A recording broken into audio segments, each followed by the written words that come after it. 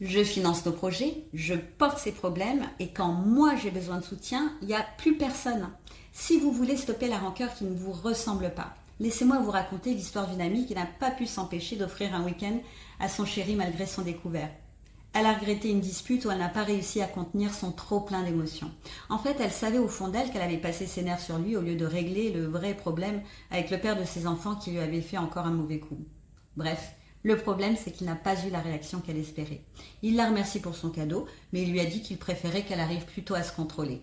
Elle pensait qu'il allait rester avec elle pour la soirée, mais non, il est parti au bout d'une heure. Son départ a appuyé sur le bouton de sa blessure d'abandon et elle s'était mise en tête qu'il dormirait avec elle pour la rassurer au moins qu'il ne lui en voulait pas.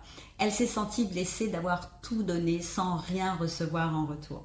Je lui ai demandé si elle avait fait ce cadeau pour se racheter ou pour lui faire vraiment plaisir. Alors depuis ça, elle a compris que si elle donnait en attendant inconsciemment quelque chose en retour, elle serait forcément toujours déçue. Alors elle a commencé à mettre de la conscience sur ses attentes à chaque fois qu'elle a donné ou qu'elle a fait un cadeau à quelqu'un pour ne plus avoir ce sentiment désagréable de s'être fait avoir. Alors vous dites-moi en commentaire si vous arrivez à donner en amour sans avoir d'attente inconsciente.